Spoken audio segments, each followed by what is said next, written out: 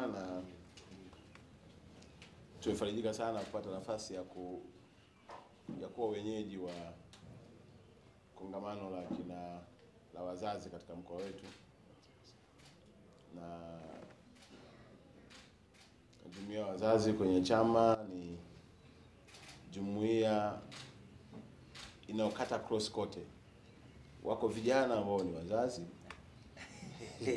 wako UWT ambao ni wazazi, na chama chenyewe kiko chini ya wazazi. Kwa hiyo wazazi ni jumuiya ambayo hauwezi kuikimbia, na kwa majukumu makubwa yakiwepo ya malezi ni sehemu mojawapo kubwa ambayo sisi inatupa nafasi ya kushukuru sana kupata nafasi ya kuwa host au mwenyeji wa kongamano letu.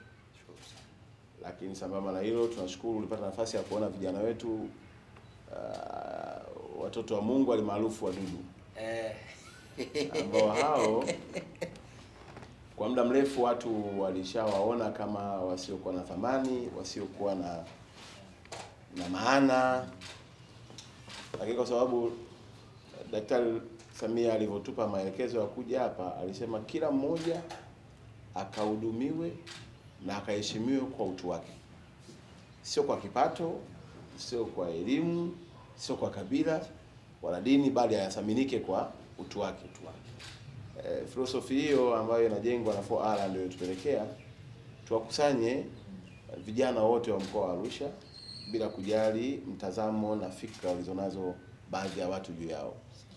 Na sasa unavyowaona hivyo, wanatengeneza hela, wametoka kuonekana wahuni, wamekuwa ni sehemu ya watu wenye vipaji na wanaotengeneza pesa kupitia talanta mbalimbali ambazo Mwenyezi Mungu amewajalia.